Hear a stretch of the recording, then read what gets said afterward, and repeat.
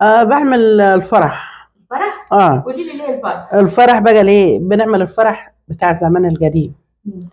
مش بتاع الوقت. بدأنا الأول بالتنجيد. القطن عندك اهو، من ورا تشوفي السجادة انت من ورا، ممكن تصوريها من ورا تجيبي البداية. وهنعمل بعد كده الفرش ونعمل كتب الكتاب، ونعمل هما بيخبزوا ويفرجوا العيش على البيوت، عشان كان عادة زمان كانت حلوة كده.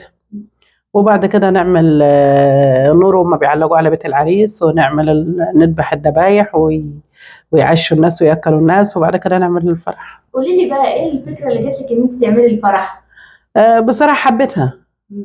أنا قلت أنا نعمل حاجة يعني إيه، نغير. بتحبي الفرح انت وضحكتك جميله زمان. الله يخليك الله يخليك إن شاء الله. طيب قولي لي ايه الفرق بقى بين الفرح زمان والفرح دلوقتي؟ فرح زمان كان حلو، كان في عادات وفي تقاليد. ايه العادات دي؟ العادات كانت عادات حلوة، يعني كان يعملوا الفرح كان الأول حاجات بسيطة.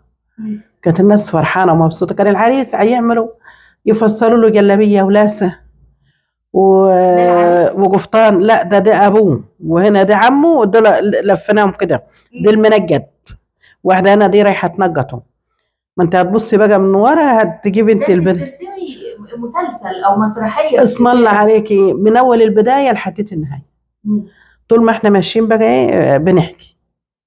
انت آه، بتحكي ايه في حاجات الفرح لحد دلوقتي ولسه هتحكي؟ احنا لسه الوقت لحد المنجد، وبديت بقى البيت اهو عشان نعمل فيه ان هم قاعدين بيكتبوا الكتاب.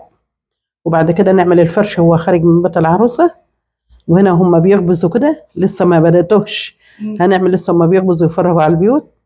وبعد كده الفرش ايه يخلص، نيجي بقى نعمل ايه، فرن تاني وبيعملوا الكحك، ويعملوا الحاجات الحلوة الغريبة والبسكوت والحاجات الحلوة دي بتاع الزمان. وبعد كده بقى ايه نجيب نعمل بيت العريس ويعلقوا عليه النور والحال. وبعد كده نجيب الذبيحة يذبحوا، كانوا مؤاخذة يذبحوا جاموسة، يذبحوا عجل، يذبحوا بقرة، يذبحوا ويعملوا بقى الأكل. ونيجي بالليل نعمل الحنة.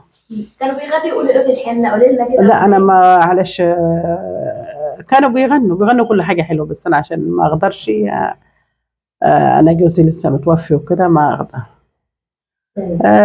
يعني الحاجات الحلوة بتاع الزمن دي. وبعد كده نعمل الفرح وخلاص. بقالك كام سنه شغاله في السجاده؟ شغالة من سنة 75.